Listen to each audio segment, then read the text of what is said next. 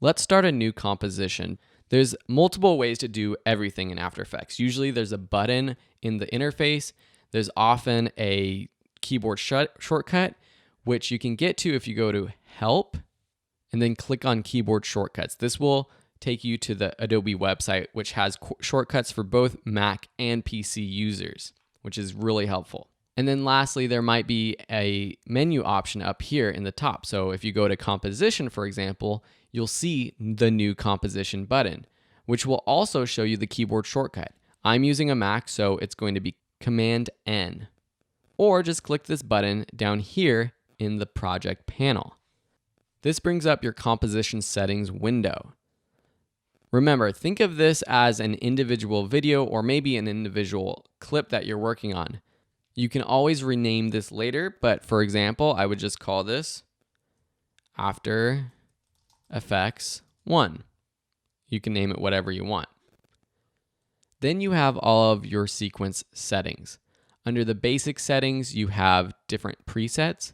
So if you're using a particular type of camera or footage, you would just select this one of these presets.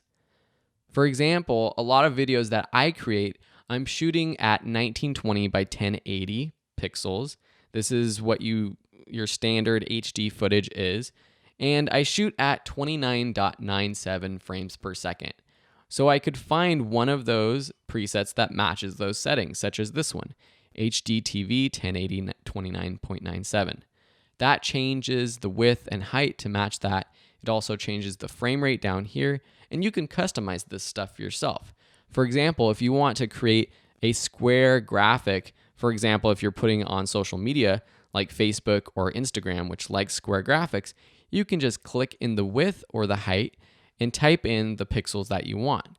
So if we want a square, we can do 1000 pixels by 1000 pixels, and that would work fine. Typically, your pixel aspect ratio should just be left at square. If you run into an issue or if someone wants you to do it differently, you would select these, but for most of the projects you're using, just leave it at square. Next, you have basically your timeline window options. The duration is an important one. This can also be changed later, but this is where you set the duration of your composition, which is different than, again, referring to Premiere Pro, where if you start a new sequence, it can basically be as long as the video you add. You can keep adding clips. It could start out as a minute, but then as you add more clips, it turns into 2 minutes, 10 minutes, an hour. With After Effects, you set the duration in the beginning. So if you want a clip or an animation to be 5 seconds long, then you would set it as 5 second long, like it shows here. If you need it to be 10 seconds, you would change this to 10 seconds, for example. This can also be changed later, but it's good to start out with something shorter, like so. Background color, this is the background of the composition. This just depends on how you want it to look while you're editing.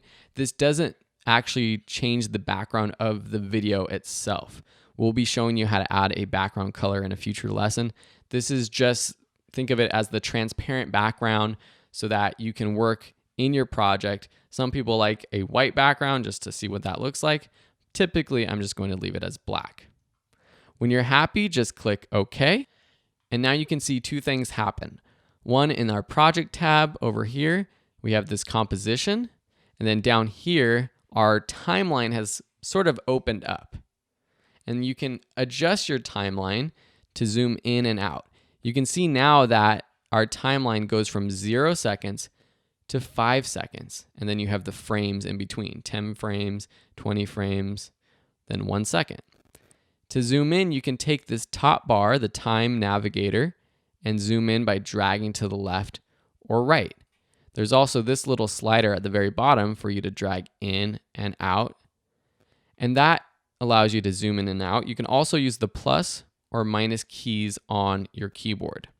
Just a few more things about your composition panel. Down here at the bottom, you have different ways to adjust the view. On the left, you have this percentage. This will depend on the resolution of your screen.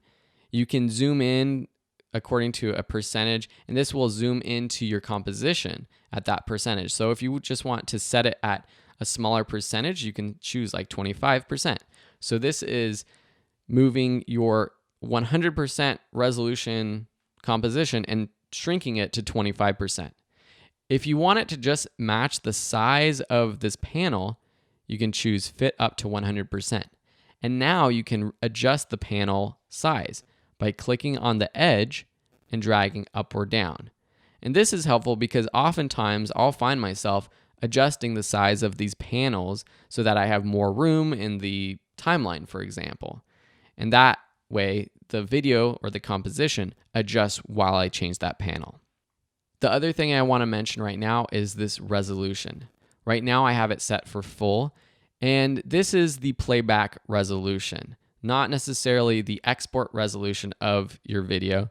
And this helps if your computer is a little bit slower. Oftentimes, my After Effects students ask, my computer's running slow, it's lagging, the video plays back choppy. How do I make it play back smoothly? Usually the issue is that you don't have enough memory or RAM processing power in your computer. I recommend at least 16 gigabytes of RAM.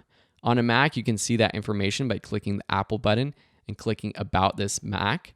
You can probably find a similar setting on your PC as well in your computer settings.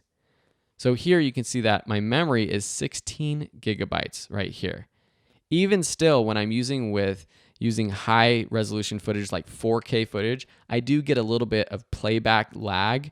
And so to fix that, we can actually decrease the resolution of our playback. This will play back at a lower resolution, so you're seeing a little bit lack of quality, but that's better than having a choppy playback, in my opinion. The last thing I want to talk about right now with this composition panel is this button right here, which is the toggle transparency grid button. So see, if I click that, you get this checkerboard view. When you see the checkerboard, think transparent. So if you actually wanted to export this video right now with transparency, what you would get is just a blank video with nothing. It wouldn't even be a black background. Even though the background of our video is set to black, remember what I talked about in the composition settings, which you can get back to if you go to composition settings, or Command K on your keyboard. See, the background color is black.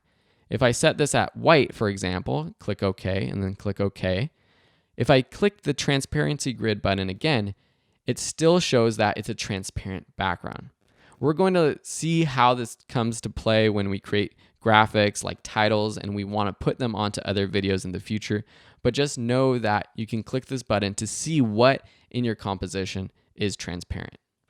That's the basics of starting new compositions. In the next lesson, we're going to be importing graphics into our project panel, and then we're going to be moving on and actually working with our composition and adding new layers.